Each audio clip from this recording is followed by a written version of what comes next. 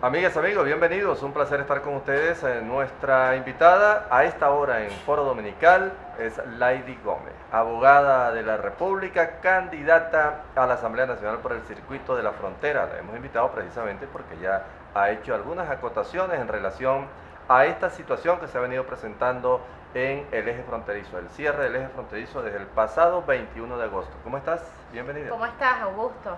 Sí, algunas acotaciones, un diagnóstico bastante importante que refleja verdaderamente el día a día y el diario de quienes vivimos en frontera, ¿no? Hemos visto algunos funcionarios del gobierno nacional pasearse por los municipios fronterizos y emitir un diagnóstico que no es verdaderamente la realidad de lo que estamos viviendo quienes estamos en frontera, atravesando por esta situación tan delicada y tan crítica como es el estado de excepción, y que hemos estado en frontera todos estos años donde el gobierno no había venido a colocar la lupa y en este momento, a menos de 100 días de las elecciones, se antojó de venir a colocar la lupa en la frontera. Es una realidad que se ha vivido todo el tiempo. Sí, es una realidad y lo he venido diciendo de forma reiterada. En la frontera, la vulneración de derechos constitucionales, el desmejoramiento de la calidad de vida tienen ya muchos años. Ya tenemos muchos años viviendo en una condición muy precaria, viviendo sometidos al abuso de las autoridades, viviendo sometidos a la falta de garantía gubernamental en materia de soberanía alimentaria, a la falta de garantía gubernamental en materia de seguridad ciudadana, y pues llama sorpresivamente la atención cómo el gobierno, a menos de 100 días de las elecciones, se preocupa por brindar garantías en seguridad ciudadana y soberanía alimentaria, pero vulnerando garantías y derechos constitucionales de los ciudadanos que hacemos vida en frontera. Bueno, se habla de atacar la inseguridad, ¿no? Ha sido el tema central de la... Si bien es cierto que el gobierno tiene el deber y la obligación de brindar seguridad ciudadana, porque es un derecho constitucional de todos los ciudadanos que el gobierno nos brinde seguridad ciudadana. El Estado como tal. Exacto, no es menos cierto que nosotros como ciudadanía no podemos aceptar ni permitir que se nos vulneren derechos constitucionales para poder tener seguridad ciudadana. Es decir, el gobierno no puede limitar o disminuir nuestras garantías constitucionales, como son el derecho al libre tránsito, la inviolabilidad del domicilio, el derecho a las comunicaciones privadas, el derecho a las reuniones y manifestaciones políticas y públicas, para poder garantizar la seguridad ciudadana. Ahora hay realidades en el eje fronterizo, no solo del Táchira, en el eje fronterizo de Venezuela, de todo nuestro territorio nacional. Tenemos ya muchos años viendo y apreciando situaciones de carácter irregular que generan inseguridad ciudadana a muchos sectores. La pregunta es, si los ciudadanos están de acuerdo en que se nos vulneren nuestros derechos, en que yo esté sometida a que se me violente mi domicilio, en que yo esté sometida a que se me prive la libertad libre tránsito, en que yo esté sometida a que se me vulneren mis derechos de ciudadanía participativa, a cambio de tener seguridad ciudadana, entonces es prácticamente darle la bala al gobierno de que no ha tenido la capacidad en materia de seguridad y que tiene que dictar un estado de excepción para poder brindar seguridad ciudadana. A pesar de que eso existía, ¿no? Por supuesto. Porque entonces, la realidad es esa, San Antonio y Ureña. La realidad es que el eje fronterizo del Táchira se encuentra en indefensión por parte del Estado hace muchísimos años. La realidad es que nuestra soberanía alimentaria el Estado no ha podido garantizarla, y la realidad es que se aplica un estado de excepción donde se cometen una serie de irregularidades, donde se cometen una serie de atropellos, donde se vulneran los derechos tanto de extranjeros como de nacionales, porque eso es bien importante, hay que resaltarlo.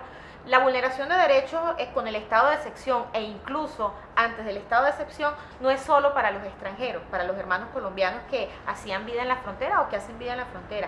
Nosotros, los ciudadanos venezolanos que vivimos en el eje fronterizo, nos sentimos vulnerados por el abuso de las autoridades que deben cuidar la soberanía alimentaria en nuestras aduanas, pero no hemos visto a más de 20 días del estado de excepción la primera responsabilidad civil, penal o administrativa que los funcionarios que están en las aduanas han dejado corromperse para poder permitir que hacia Colombia pasen las toneladas de alimentos venezolanos. Ellos tienen una alta responsabilidad y yo no quiero generalizar que toda la institución de las Fuerzas Armadas está contaminada, pero hay una realidad, existe una responsabilidad de los funcionarios que están en las aduanas. ¿Te refieres a cómo pasa? Sí, por supuesto. la policía colombiana incauta alimentos venezolanos en toneladas y hace procedimientos de incautación de alimentos venezolanos en toneladas. Y nosotros no hemos visto aún, con este estado de excepción, dónde está la responsabilidad de los funcionarios que en las aduanas se han dejado corromper y han permitido que la soberanía alimentaria se escape. Ahora, de parte del gobierno hacia la ciudadanía, hemos visto una cantidad de acciones. Recordemos que el estado de excepción se decreta en Gaceta Oficial 3 días después que la aplicación y la represión militar se generó en el municipio Bolívar y en el municipio Pedro María Ureña. Se generaron derrumbes, se generaron desalojos, se generaron deportaciones forzosas, vulnerando incluso tratados de carácter internacional que tienen un orden supraconstitucional, y 3 días después aparece el decreto del estado de excepción, lo que es una flagrante violación de derechos fundamentales, lo que es una flagrante violación por parte del Estado hacia las garantías constitucionales, y en ese ánimo pues existe una fuerte incertidumbre por parte de la ciudadanía, una fuerte zozobra, un estado de zozobra, porque pues prácticamente este estado de excepción es una herramienta que le da discrecionalidad a los funcionarios de las Fuerzas Armadas para que actúen de una forma muy discrecional a su concepto discrecional, y en cualquier momento se pueda vulnerar el domicilio de cualquier ciudadano. El estado de excepción, quien manda son los militares. Por supuesto, es un instrumento jurídico para los funcionarios. Es más, ni siquiera los alcaldes tienen esa autoridad en ese momento. No, se hace como un traslado de competencia solo a los funcionarios de las Fuerzas Armadas, pero lo preocupante es que es una herramienta que le da un ámbito de discrecionalidad muy amplio, y le permite al funcionario de las Fuerzas Armadas aplicar a su discrecionalidad sin tener un elemento, un supuesto de hecho que marque dentro de la tipicidad jurídica para decir, bueno, aquí tenemos la presunción y aquí vamos a actuar, sino que se está actuando de forma discrecional y existe una amplia...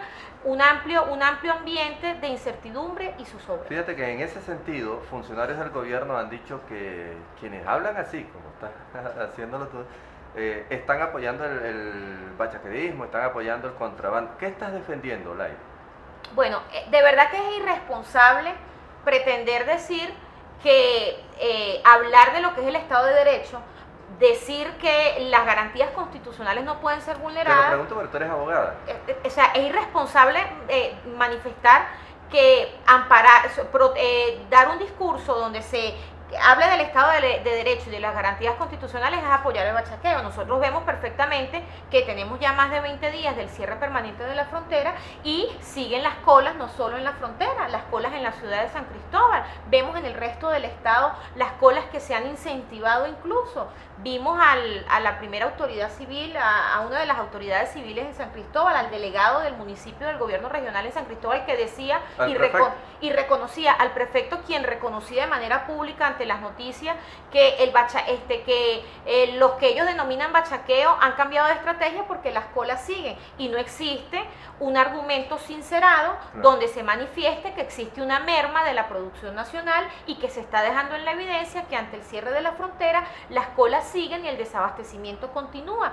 Yo le decía en una rueda de prensa en estos días a las autoridades que están encargadas de la aplicación del OLP y del estado de excepción que en la frontera los ciudadanos no nos alimentamos con gasolina, porque hay que reconocer que las colas de las gasolinas han disminuido. Sí, claro. Podemos diagnosticar que el contrabando de gasolina era quien generaba las altas colas en las bombas, pero ya va, señores de las Fuerzas Armadas y señores del gobierno nacional y regional, en la frontera no nos alimentamos con gasolina, en la frontera no hay colas de gasolina en este momento, pero en la frontera sigue habiendo colas para poder comprar mercado, y sigue existiendo la gente busca la comida. Sigue existiendo desabastecimiento de los productos de la cesta básica, a pesar de que la frontera está cerrada. Entonces, eso es una evidencia que deja en el descubierto del gobierno que existe una merma de la producción nacional y que el problema es netamente de carácter económico. Pero fíjate que sí se pueden resolver las cosas. En el caso de la gasolina, pues ha sido evidente que las estaciones de servicio están solas.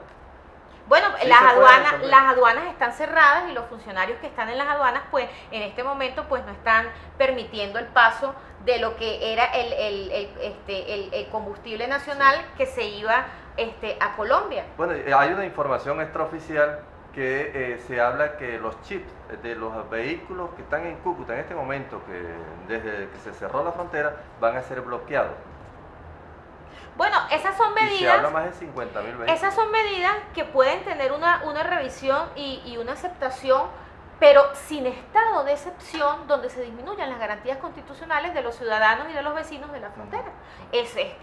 Nosotros somos dirigentes sociales, somos conocedores de la realidad social que se vive en la frontera y podemos decir que en un término de objetividad ciudadana podemos reconocer medidas que verdaderamente contribuyan con el desarrollo de la calidad de vida de la frontera, y no tener colas en las bombas de gasolina de la frontera mejoran la calidad de vida de los ciudadanos. Porque tú dijiste que no se come gasolina. Pero hay una realidad, no comemos gasolina y estamos hartos de los abusos de las autoridades, estamos cansados de la represión militar que existe en este momento y desde hace muchos años en el eje fronterizo. Ahora, hay que ser bien responsable para poder interpretar y emitir una opinión de carácter legal en el tema de la frontera. Quien diga que por hablar del Estado de Derecho, por hablar de las garantías constitucionales, se está defendiendo al paramilitarismo, es una persona verdaderamente que maneja un criterio irresponsable. ¿Por qué? Porque es que con la limitación de las garantías constitucionales que en este momento estamos viviendo, los ciudadanos que hacemos vida en frontera, nosotros no estamos resolviendo, o el gobierno en este caso no está resolviendo, el problema de fondo, que es un problema de carácter económico. Claro, al regreso vamos a hablar sobre tu visita al barrio La Invasión, ¿no? ¿Qué conseguiste? ¿Qué te dijeron? ¿Qué te decía la gente? Ya regresamos.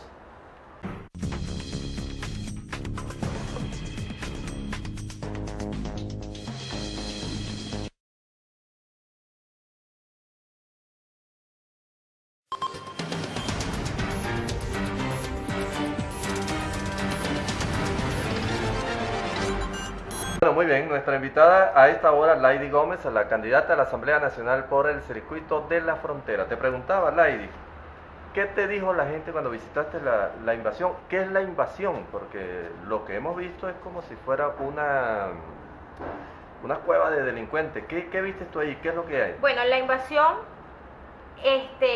debemos primero decir, tanto a la opinión pública nacional como internacional, que existe una franja de seguridad fronteriza que a nivel de los convenios internacionales son espacios que no pueden ser habitados, porque son espacios de seguridad fronteriza donde ambas fuerzas, las Fuerzas Armadas, en el caso de Venezuela y en el caso de Colombia, ambas autoridades deben cuidar esa franja fronteriza. Claro. Desde hace 12 años se ha permitido, de lo que es el lapso de 12 años hacia acá, se ha venido permitiendo la habitabilidad de familias en ese sector, y hoy en día habitan más de 5.000 familias en esa zona. 5.000 familias que se han venido constituyendo a través de consejos comunales, se han venido organizando a través de consejos comunales. Hoy en día existe una comuna que tiene 20 consejos comunales.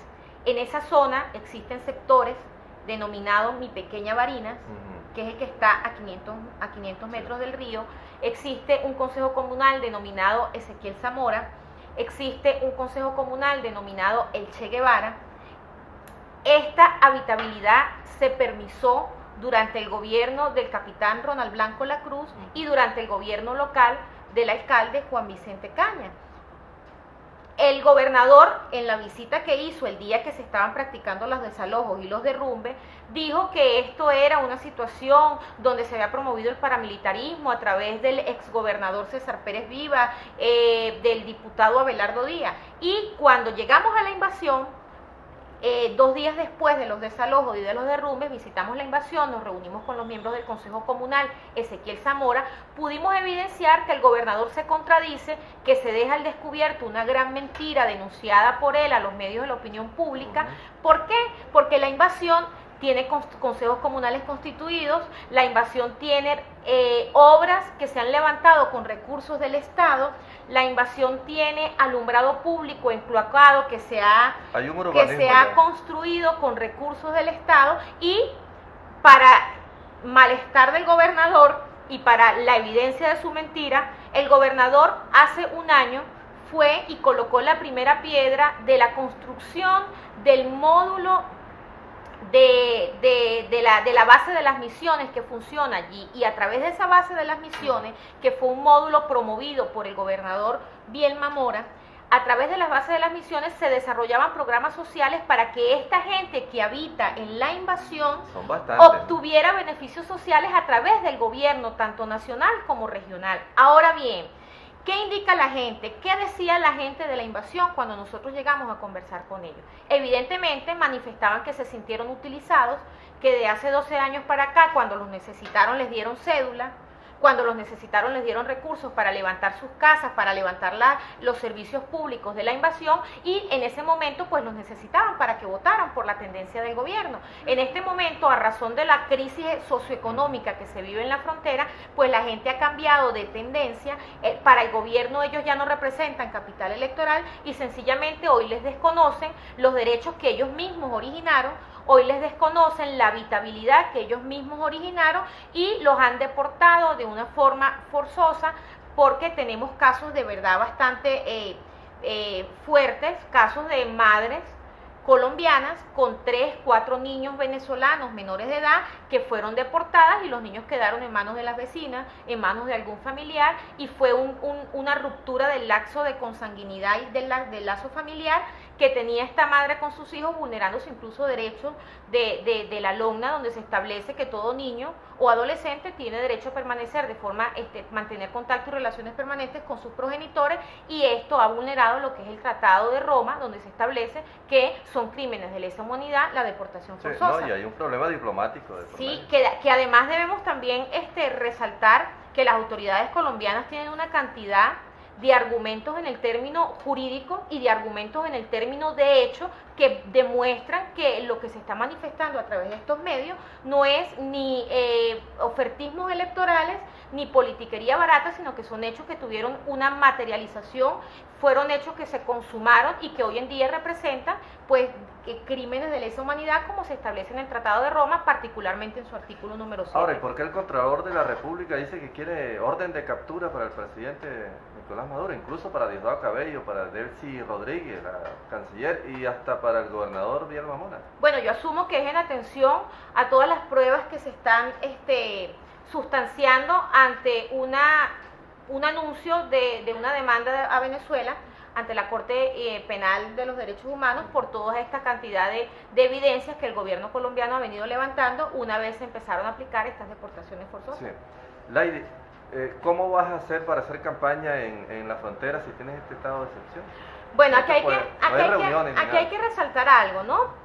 Ante la interpretación que se ha venido dando de que esta medida se dicta prácticamente a 100 días previos a las elecciones, la gente ha mantenido una conducta bastante cívica, no se ha generado una desestabilización como quizás el gobierno esperaba que se generara una desestabilización que pudiera entorpecer el desarrollo de la campaña o el desarrollo de las elecciones el día 6 de diciembre.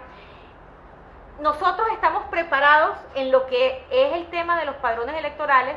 Tuvimos un proceso primario donde la participación electoral fue bastante importante, donde la disposición de nuestros padrones electorales trabajaron organizados, y nosotros con ese padrón electoral que ya tenemos preparado, estamos formando a este voluntariado que cuidará los votos en las mesas en materia de capacitación y formación para que exista un padrón electoral que genere confianza, que no permita que se vulnere la voluntad del pueblo en las mesas electorales, y en materia de activismo político, pues sí tenemos ciertas limitaciones. Recordemos que el estado de excepción le genera un instrumento de discrecionalidad a los funcionarios de las Fuerzas Armadas y podemos exponernos a que en cualquier asamblea ciudadana, en cualquier movimiento de masa, pues el gobierno considere que estamos en una vulneración a lo que es el estado de excepción y nos coloquemos como conejillos de India para formar parte de esa lista de inhabilitados que el gobierno tiene previo a las elecciones del 6 de diciembre.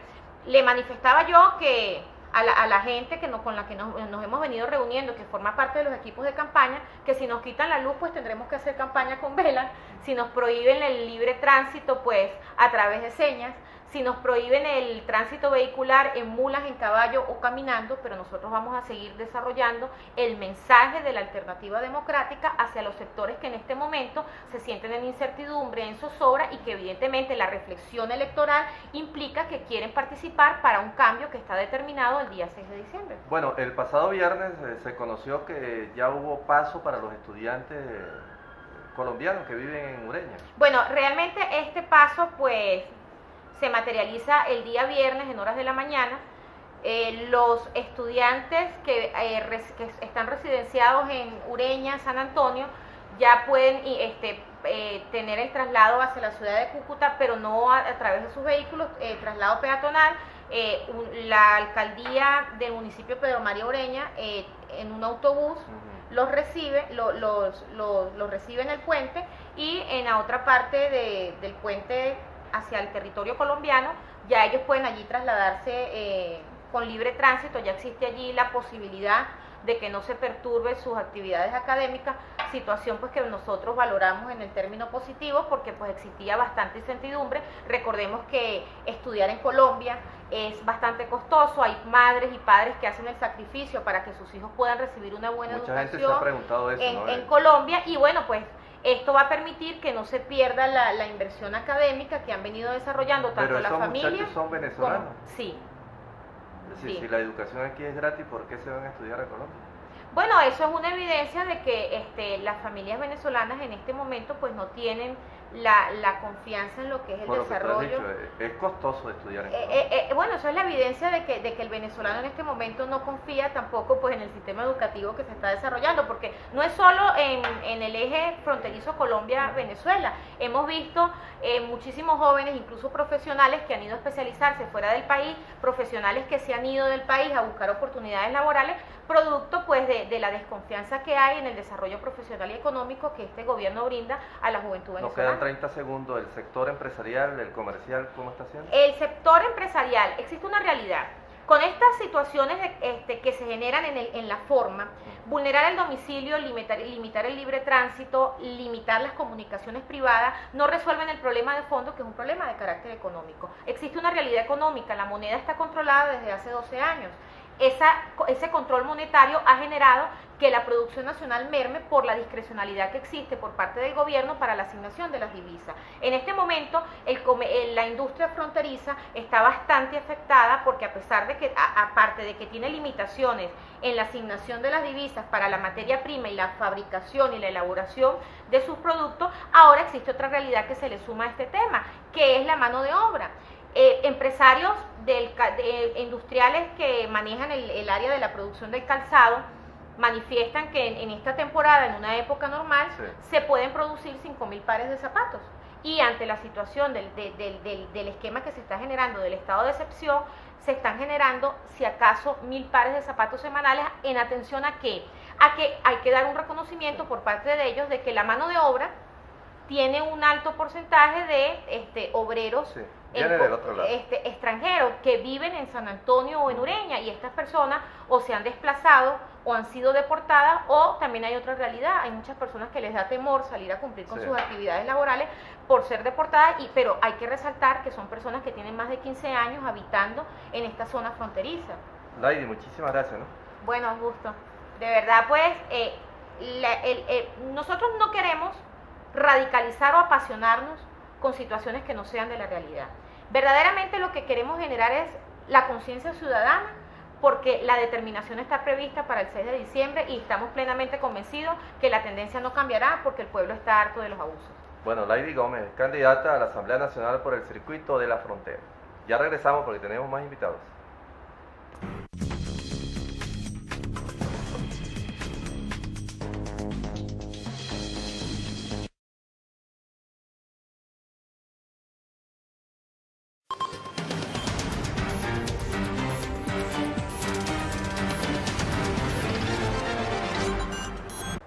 Muy bien, vamos a continuar nuestro programa, y en esta oportunidad tenemos como invitado a Julio García Serpa. Él es candidato a la Asamblea Nacional, pero por acá, por la zona sur del estado Táchira. Igualito vamos a hablar de la situación de la frontera, de toda esta problemática que se ha venido presentando, sobre todo viendo, Julio, que el gobierno colombiano prácticamente quiere meter preso a Maduro, a Diosdado, a Delcy y a Bielma Mora. ¿Cómo estás? Bienvenido. Bueno, muchas gracias, Augusto, ¿verdad? Agradecido por la invitación. Sí, bueno, este tema es el que nos atañe en este momento, que no somos los candidatos de la frontera, pero bueno, estamos en un estado fronterizo y en el cual pues todas estas acciones influyen en la población de todo el estado Táchira. Bueno, vemos cómo irrespetuosamente, pudiera uno decir, argumentos del fiscal general de Colombia, dicen que, bueno, que va a denunciar al presidente Maduro ante el Estatuto de Roma, ante la Corte Penal Internacional. Nosotros pues pareciera esto algo cómico, nos parece, porque bien sabemos que el estatuto se rige para delitos de lesa humanidad.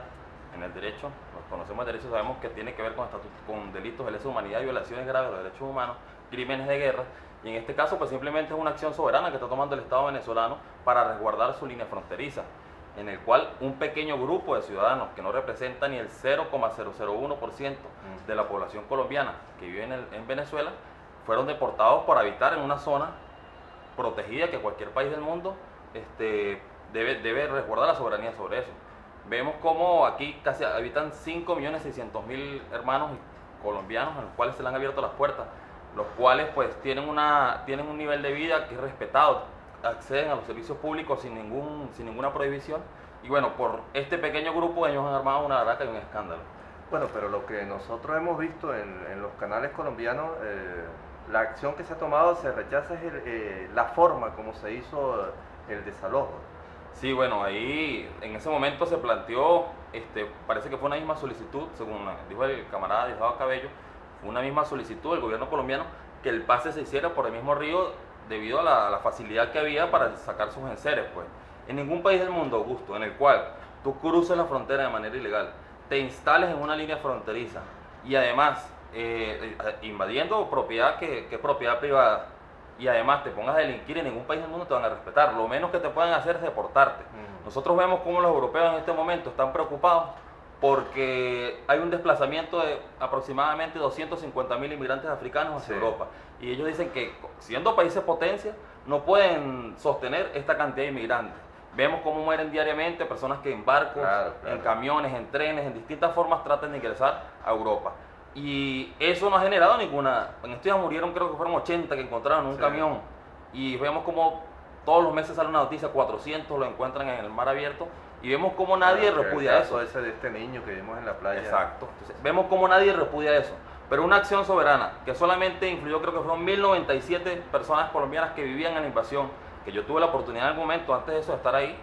Y ahí no entraba la policía. Es un territorio prácticamente que estaba anexado al territorio colombiano. Entonces vemos cómo esa pequeña acción ha generado un escándalo que, bueno, principalmente el señor Juan Manuel Santos, presidente de Colombia, como está en campaña electoral, está sacándole provecho y ha tomado una actitud que lamentablemente se distancia de lo que representó la mayoría de su gestión, que vimos que, bueno, desde el presidente Chávez hasta con el presidente Maduro hubo muy buenas relaciones con Colombia, mejoraron las relaciones, pero vemos como lamentablemente en este momento ha querido exacerbarse el nacionalismo colombiano en contra de un sentimiento contra venezolano, cuando nosotros siempre hemos respetado a esos hermanos, le hemos abierto las puertas.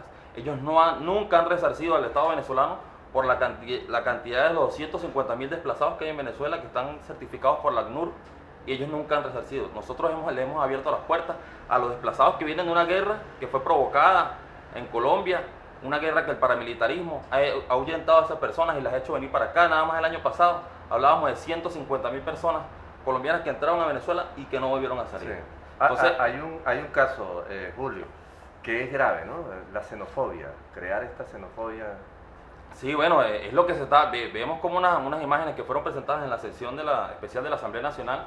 Vemos cómo se pone un cuadro del presidente Maduro en Bogotá, custodiado por policías y una cámara para que la gente lo insulte.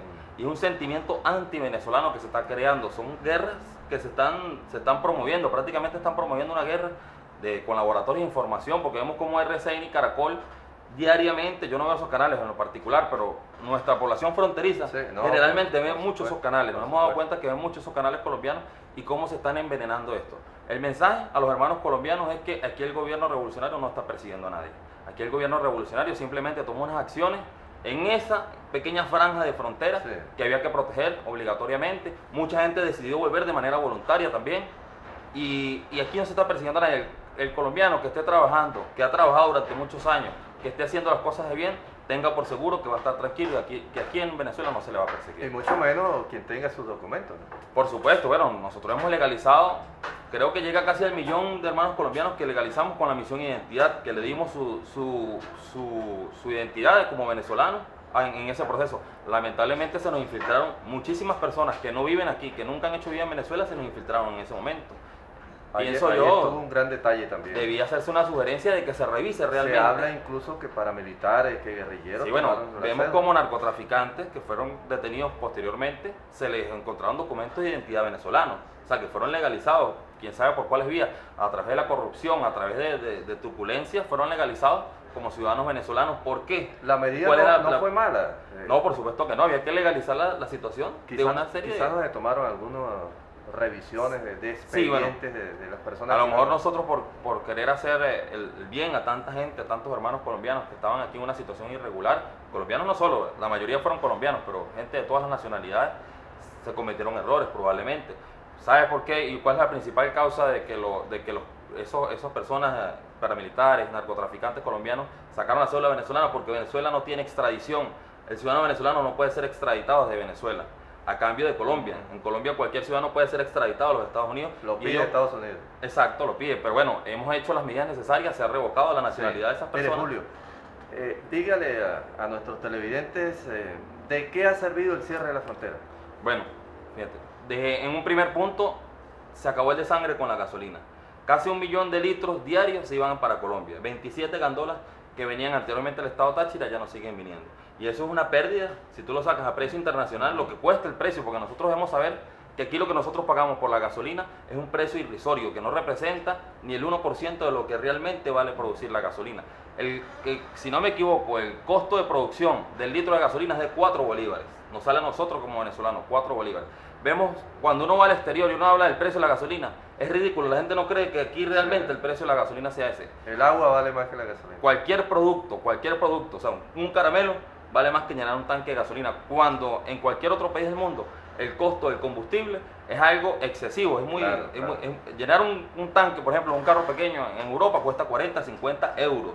Y eso es algo representativo. Cuando te digo que de repente el salario mínimo son 500 euros, o sea, el 10% se te puede ir en un tanque de gasolina, el 10% de tu salario. Bueno, Entonces, eso es una de las medidas. Aquí estuvo sentada Lady Gómez y dice que el pueblo no come gasolina, que lo que quiere es No, por supuesto. Pero fíjate, ejemplos caseros, me le decía mi mamá, compré jabón en el abasto sin hacer cola, algo que tenían tiempo que no vendían en el abasto de la esquina. Ya por llegó. ejemplo. Están llegando los productos. Vemos cómo han aumentado las colas y es porque están llegando los productos en algunos sitios. A veces yo he pasado por el garzón, golpe de 11 de la mañana y veo que no hay cola en el garzón. A veces llegan algunos productos y hay gente que todavía en la desesperación de querer adquirir productos pensando en que próximamente se pueden acabar, bueno, acude a comprar, y lamentablemente hemos caído en un tema de acaparamiento casero. O sea, la gente, bueno, es producto de la incertidumbre. El mismo nervio, sí. Fíjate que de gusto yo me puse a buscar las causas de este problema que estamos ahorita. Y recuerdo, yo le pregunté a la gente, lo pregunto en las asambleas diariamente cuando estamos en la calle, ¿cuándo cree usted que iniciaron las colas para conseguir alimentos? Y la gente dice, tenemos 2, 3 años.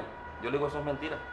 Estas colas iniciaron en diciembre del año pasado, cuando Nelson Bocaranda creó un rumor a través del Twitter y dijo que iban a empezar a escasear los productos. Ya había escasez del papel toalé, de la leche, alguna cosita por ahí puntual. Y él creó ese tweet y recuerdo yo que la gente empezó a hacer cola. Y empezaron a hacer cola, A comprar y a comprar. Empezaron a crecer las colas, producto de esos rumores. Y después de eso, bueno, hubo gente que empezó a comprar los productos a otra persona para no hacer la cola. ¿Y qué generamos nosotros mismos los venezolanos? El bachaqueo. Entonces fíjate cómo ese rumor que creó ese señor, que a lo mejor, bueno, algunos productos no se encontraban, o era difícil encontrarlo, ese rumor que creó ese señor, lo que ha generado. Yo estoy buscando toda esa información porque yo pienso que esto hay que denunciarlo ante la fiscalía. ¿Cómo ese rumor que hizo esa persona generó esta situación en la que hemos desembocado?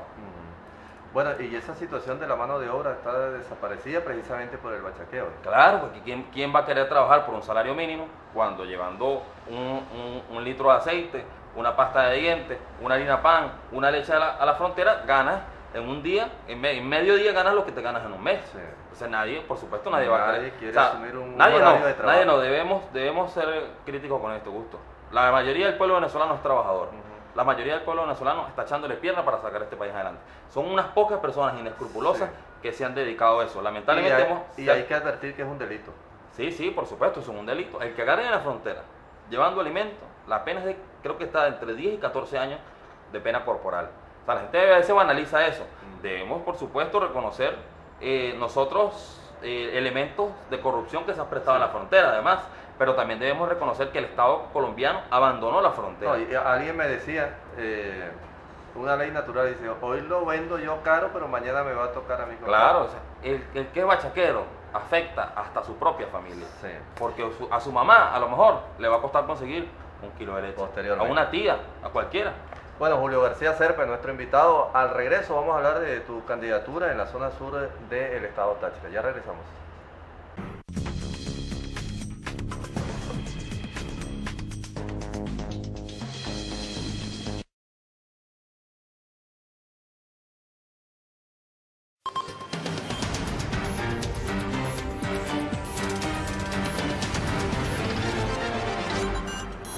Bueno, Julio García Serpa, ¿cómo está la candidatura que llevas en la zona sur del estado Táchira? Tú aspiras a la Asamblea Nacional, ¿cómo va eso? Bueno, mira, gracias a Dios, pues, primero nosotros debemos reconocer y debemos decirle a la población, al que no lo sepa, que los candidatos de la revolución fueron escogidos por las bases.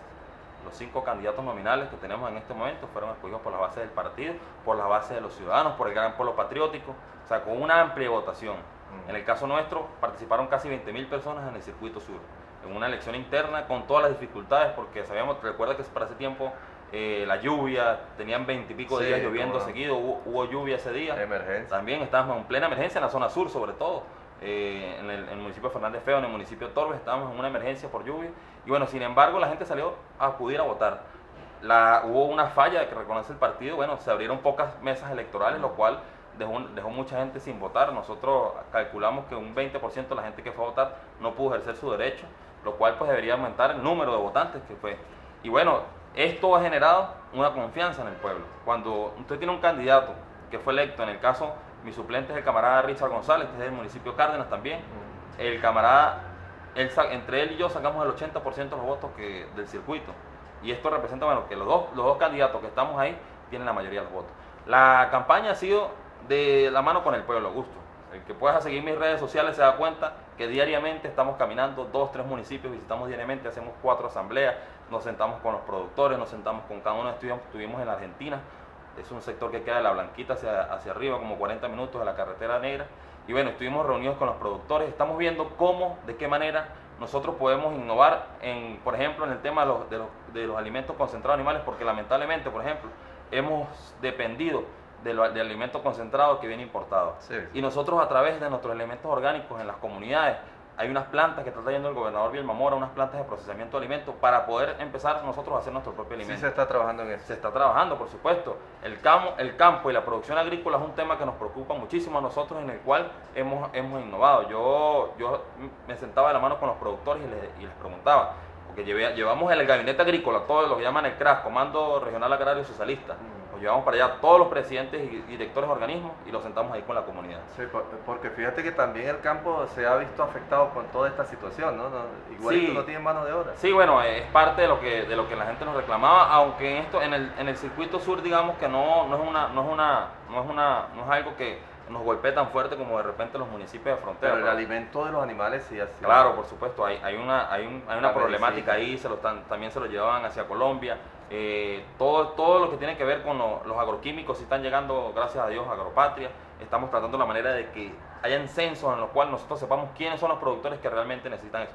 Y hemos trabajado de la mano, eso con lo que tiene que ver con el municipio de Fernández Feo y Libertador, que son municipios netamente agrícolas. Estamos trabajando también de la mano con el movimiento piscícola que hay en el municipio de Libertador. Debemos saber que ya tenemos el gran potencial, uno de los principales potenciales a nivel nacional de producción de cachama. Sí. Hay un grupo de productores que estamos ayudándolos, hablamos con la ministra, hablamos con la ministra Isabel Delgado, que estuvo recientemente aquí en la Expo Industrial Táchira, y bueno, estamos haciendo los trámites para que ellos empiecen a exportar cachama. Sabemos que tenemos una necesidad de divisas producto del descenso de los precios del petróleo, y bueno, esta pudiera ser una iniciativa, ¿por qué no? Si tenemos suficiencia de producción en el estado, podemos empezar a exportar cachama, y estamos trabajando en eso. Y bueno, ya lo que es la zona más, digamos, que representa el casco urbano, o lo que tiene que ver con el área metropolitana, el municipio de Cárdenas, sabemos que hay un gran potencial de recursos humanos, jóvenes, trabajadores, estudiantes, que quieren demostrar su potencial. Tenemos una zona industrial en Rivera que podemos sacarle provecho. Estamos viendo la manera de cómo nosotros incorporamos ese gran talento humano que tenemos a la producción del Estado. Claro. Estuvimos en Barranca, por ejemplo, en una casa a casa, y hemos visto cómo hay un gran movimiento de zapateros industriales. Estuvimos con nuestra candidata primero en lista, la camarada Carla Jiménez de Bielma, Y bueno, estamos planteando la estrategia para ver cómo podemos apoyarlos para que ellos empiecen a producir. El tema de los útiles escolares, de los uniformes escolares, las cruces, en el sector de las cruces, hay una cooperativa de madres que las organizó el INSE y vamos a ayudarles a conseguir el financiamiento para que empiecen a producir. Ellos quieren arrancar ahorita para poder llevar uniformes a precio solidario. Nosotros debemos dejar de depender de la... Está ya... No, se está haciendo. Estamos esperando ya la maquinaria, ya están trabajando con la maquinaria del INSE en este momento y están produciendo. ¿En el municipio de Torbes? En el municipio de Torbes, en el sector Las Cruces. Sí, sí. Que por cierto, debemos decir que el gobernador acaba de aprobar un corredor de Barrio Nuevo Tricolor y se van a arreglar más de 300 casas ahí en el sector Las Cruces y Santa Lucía. Estamos trabajando de la mano con el gobierno nacional, con el gobierno regional. Sabemos el gran potencial que hay en el municipio de Torbes de mujeres, sobre todo. Ahí la manufactura pudiera ser el municipio. En pequeñas cooperativas, en empresas de producción social, unidades de producción familiar, pudiéramos nosotros organizar estas iniciativas que nos lleven a tener las mujeres del municipio de Torbes organizadas. Y bueno, en Córdoba también, ya tenemos 2 comunas. Hay que ver esa experiencia de las comunas. Yo le he dicho al equipo que trabaja conmigo, vamos a hacer unos micros para que la gente vea, porque muchas veces no entendemos, el que no está metido en ese término del poder popular, no ve y no conoce cómo son las comunas. Mira, hay una comuna en la parte alta de Santana, que está haciendo una fábrica de bicicletas, está haciendo una fábrica de urnas y tiene una línea de transporte.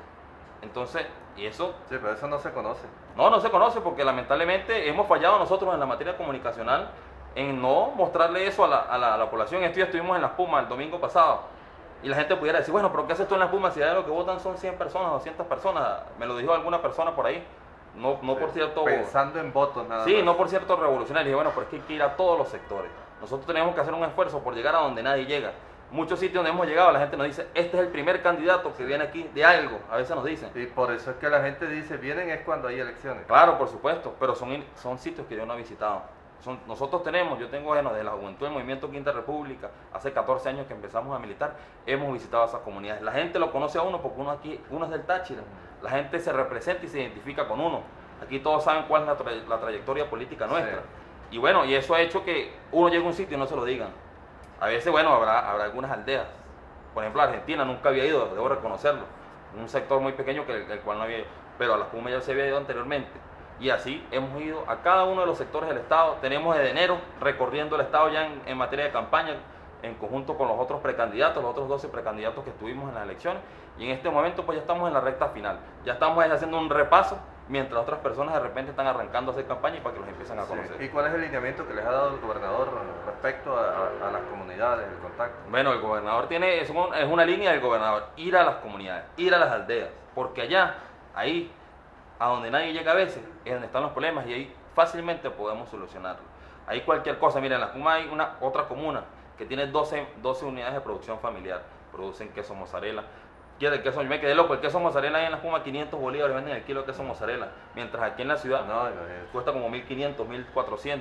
Y bueno, nosotros debemos buscar la manera de que ellos primero abastezcan a su comunidad y segundo, pues empiecen a abastecer hacia la ciudad, empezar a reforzar esas iniciativas para que ellos puedan aumentar la producción.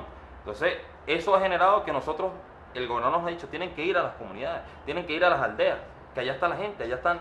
Ahí hay gente que también tiene sentido, que está produciendo además, claro. Y traer esas iniciativas hacia la ciudad. Bueno, nosotros vemos donde están los centros poblados, cómo podemos ponernos a producir. Esa quesera que vimos funcionaba un cuartico, ¿por qué no puede haber una quesera aquí en el municipio de Torbes? ¿Por qué no puede haber una quesera en el municipio de Cárdenas? Sí. ¿Entiendes? Fuimos a la Florida, a la Florida hemos ido como 8 veces. La gente dice, bueno, son 4 o 5 horas de camino para la Florida, pero ya hay venezolanos, hay camaradas que además estuvieron afectados por la emergencia. Hay un hándicap que te toca a ti es la vialidad, ¿no? Porque... Sí, bueno, lamentablemente por las lluvias nosotros fuimos los más afectados y estuvimos de la mano y con el pueblo. Donde había un derrumbe estábamos nosotros con las botas de caucho, ayudando a la gente, hablando con la gente, tratando de solucionar con el MTC, tratando de solucionar con Corpointa, y eso se ha hecho. Fíjate cómo se han logrado despejar las vías, sobre todo los de la zona sur, de inmediato para que no hayan daño. Estamos buscando, además el gobernador está buscando los recursos para solucionar ahí, más allá del zigzag en el variante, sí. hay una falla de borde, ya se está trabajando ahí. Entonces es la forma en la que nosotros como candidatos además nos llenamos de los problemas del pueblo. Nosotros necesariamente tenemos que ocuparnos de las problemáticas, de lo que está sufriendo el pueblo, de lo que está padeciendo, de la mano con ellos. Y sobre todo escuchar al pueblo, ¿no? Porque claro, yo le decía, ser candidato, ser un candidato a la revolución es lo más difícil, porque el que es candidato a la oposición lo que hace es pelear y decir y criticar, más nada. pero a uno le toca ir allá al barrio a dar la cara. Estos se paran en una cámara y dicen 4 boberías y con eso basta. A uno le toca ir allá. ¿Estás enfrentando a la gente, escuchándolo? Claro, por supuesto, tenemos que escuchar porque nosotros somos pueblo igual que ellos, nosotros padecemos lo mismo igual que ellos. Hay muchos reclamos, ¿qué te dicen? No, bueno, principalmente el tema de los alimentos. Y uno le explica a la gente que bueno, que esto es una política porque, fíjate tú, yo siempre se lo digo y uno trata de buscar ejemplos que vayan más allá de lo cotidiano. Aquí la gente no ha dejado de comer arepa. ¿Tú has dejado de comer arepa, Augusto? ¿Tú has dejado de comer arepa? No, bueno, nadie ha dejado de comer arepa. La cuestión es que te toca pagar la harina pan a 70, 80, 100 bolívares, 200 bolívares. Pero la gente no ha dejado de comer arepa. La gente se queja que no hay arroz. Por eso, no, bueno, el arroz es un tema y ha costado conseguirlo. Es parte y ahorita está apareciendo de nuevo. Vemos cómo en los supermercados, en algunos sitios el jabón, el soflán, esas cosas que no se conseguían, están apareciendo. Y la gente lo reclama y uno humildemente recibe el reclamo, habla con ellos y uno les explica, estamos atravesando un proceso que tiene que ver mucho con el contrabando hacia Colombia. Otro proceso, bueno, en el bachaqueo interno que además nos está perjudicando. En el Milagro, por ejemplo, nos decían allá, bueno, mira, aquí no hay, lamentablemente no hay un establecimiento que tenga código de las empresas privadas. Y hay un centro de acopio de Mercal y Pedeval, pero se distribuye hacia toda la zona sur del estado y parte del estado de Barinas.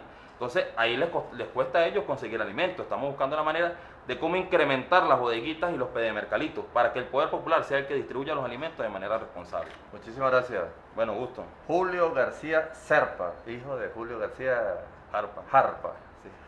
Amigos, ha sido un placer estar con ustedes y gracias por habernos permitido ingresar hasta sus hogares. Será hasta una nueva oportunidad.